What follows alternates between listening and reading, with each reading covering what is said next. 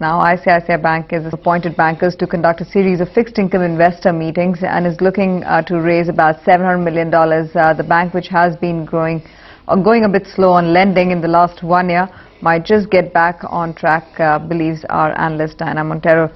Diana, how is this issue likely to be priced at this point? Well, Tanvi, if you look at the issue, I mean, they're looking at raising around $700 million, and it is likely to be priced around 3 percentage points above the LIBOR.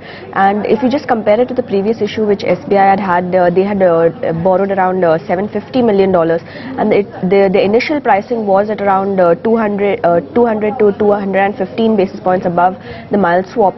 But after the issue actually went through because of higher investor appetite, the issue did happen at a much below that level, I mean at around 1.85 percentage points above the mild swap.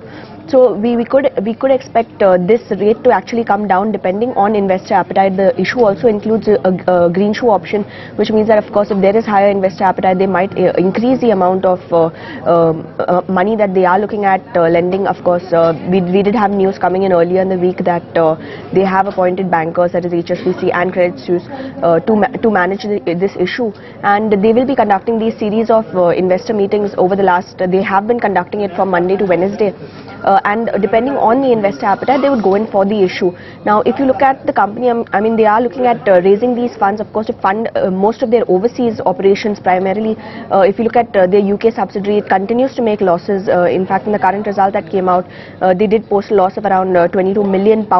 So those operations continue to suffer. And in light of that, also we had news coming in today that ICICI Bank is looking at resuming lending in the auto space. So good news coming in for the bank on the fundraising plan. We'll have to wait and watch and see what kind of rate they can actually offer depending on more or less the investor appetite.